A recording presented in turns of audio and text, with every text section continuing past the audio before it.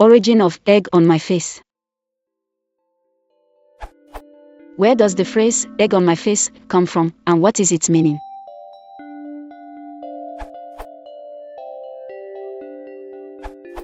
It often implies that you have made a serious mistake, but more strictly it indicates that something you have done, or some turn of events, has left you looking embarrassed or foolish. Murray knows all about the Chilean 12 seed. He practiced with him last week, and the British number 1 realizes he could be left with egg on his face if he leaves Gonzalez an easy, mid-court ball. Where it came from, source.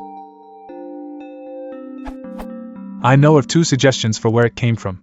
The late John Chardy suggested an origin in the lower class and more rowdy kind of theatrical performance, in which an incompetent actor would have been pelted with eggs and forced off the stage. The other is that it was a comment on a minor social gaffe at a meal, when poor manners or sloppy eating left egg around your mouth. And also source. From the embarrassment suffered if the yellow yolk is on one's lips or beard after eating a soft boiled egg in one of those egg cups, a favorite breakfast of the upper crust, yellow egg shows up especially well on a beard or mustache.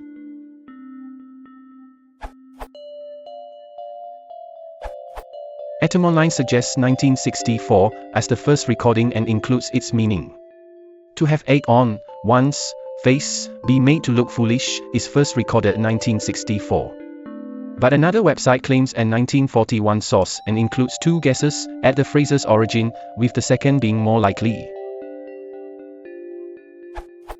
The late John Chardy suggested an origin in the lower class and more rowdy kind of theatrical performance, in which an incompetent actor would have been pelted with eggs and forced off the stage. The other is that it was a comment on a minor social gaffe at a meal, when poor manners or sloppy eating left egg around your mouth.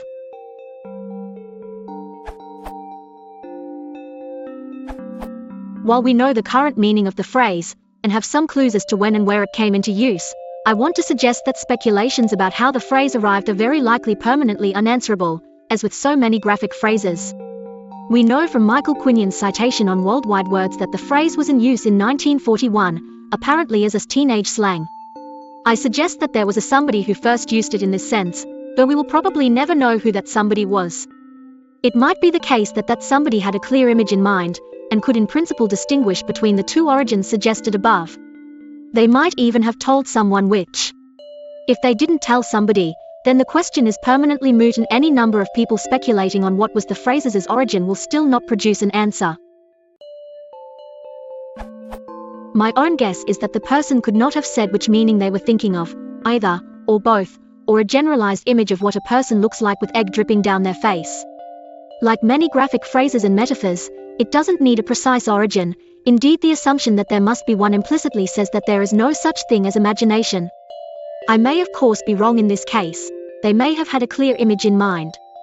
But if they didn't tell anybody, we can't know it.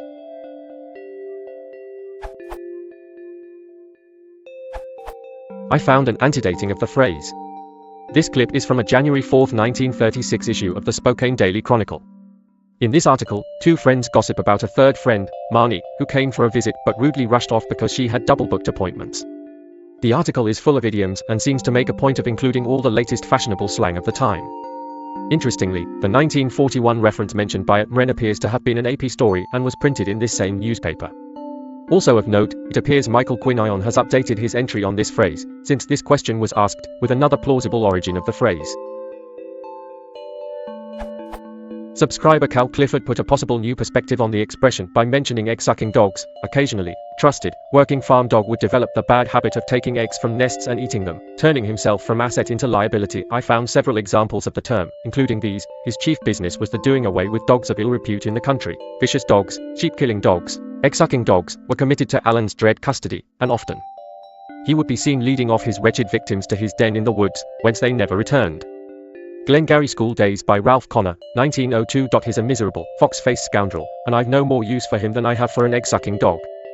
Nan Sherwood at Pine Camp, by Annie Rokar, about 1919. So it's just possible that the expression might be a figurative extension from that of a dog found with egg around its muzzle, mute evidence of depravity.